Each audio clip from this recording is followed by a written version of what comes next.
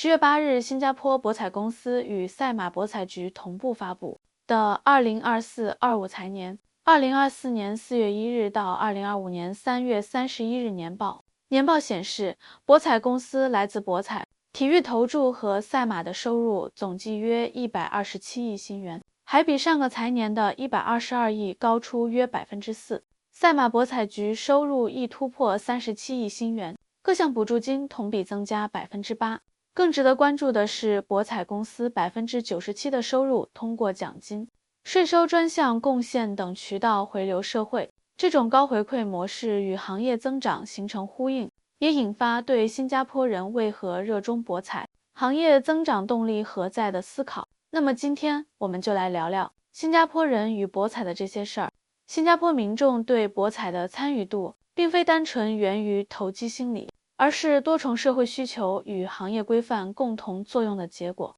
从娱乐需求来看，新加坡作为高度城市化的经济体，民众生活节奏快，竞争压力大，博彩活动成为低成本的休闲选择之一。数据显示，博彩公司上财年将94亿5千万新元用于支付奖金，占总营收的74.4%。高额且透明的奖金机制，让体育投注、赛马等活动兼具娱乐性与小额期待感。例如，赛马赛事不仅是博彩载体，更是部分民众周末家庭聚会、社交互动的场景。这种娱乐加社交的属性，弱化了博彩的功利性，使其成为日常休闲的补充。从行业信任基础来看，新加坡严格的博彩监管体系打消了民众对公平性、资金安全性的顾虑。一方面，博彩公司运营高度透明，营收分配明细清晰。除奖金外，22亿8千万新元用于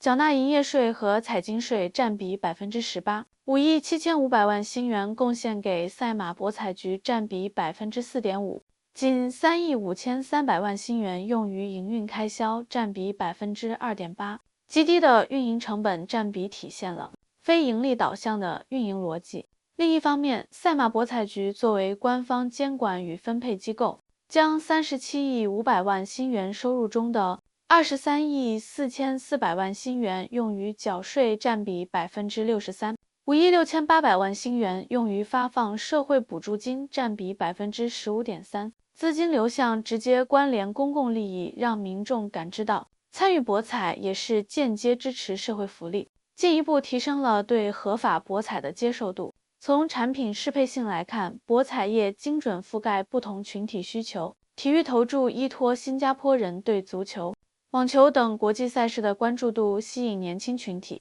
赛马则凭借100年历史积淀，成为中老年人的传统娱乐项目。而赌场入场税，赛马博彩局该项收入达1亿3900万新元，对应的高端赌场服务，又满足了高收入群体及游客的消费需求。这种全年龄段多消费层次的产品布局，让博彩活动渗透到不同社会场景中。2024-25财年博彩业收入的4%增长，也并非偶然，而是经济环境、政策引导行业运营三重因素共振的结果。首先，经济复苏带来的可支配收入提升是基础。2024年，新加坡经济逐步从疫情后调整期回升，服务业、旅游业回暖，带动居民消费信心恢复。数据显示，新加坡家庭人均可支配收入在2024年同比增长3.2%。小额休闲消费如单次10到50新元的体育投注、赛马投注成为民众可负担的娱乐支出。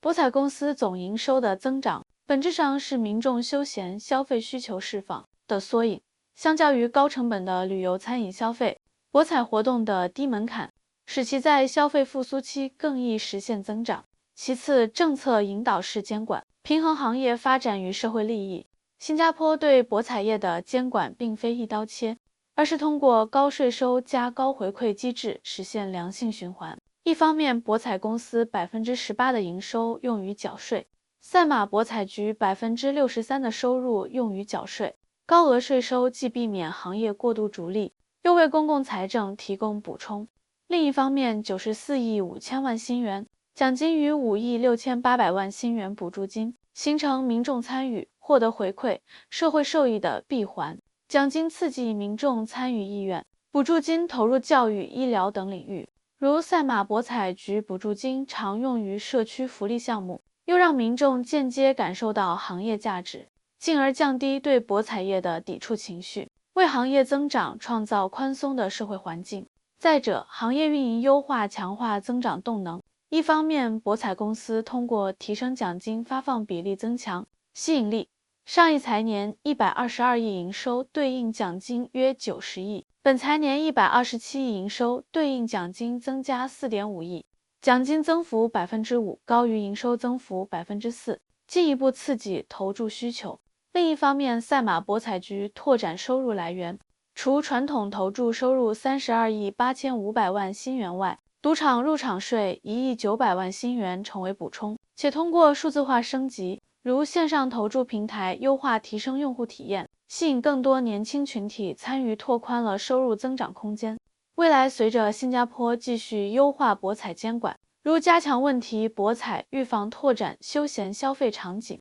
博彩业或仍将保持稳健发展，但核心逻辑始终离不开以社会利益为导向的规范运营。这既是其区别于其他地区博彩业的关键，也是其实现可持续增长的根本。看到这里，相信你已经对新加坡博彩业的经济作用有了更多的了解。从127亿新元背后奖金的分配，到税收对社会的支撑，再到未来发展的种种可能，我们看到了这个领域的一体两面。它既是娱乐，也是经济的助推器之一。你平时会玩哪一类呢？有无中奖经历？你觉得博彩业还能继续成为新加坡经济的神秘引擎吗？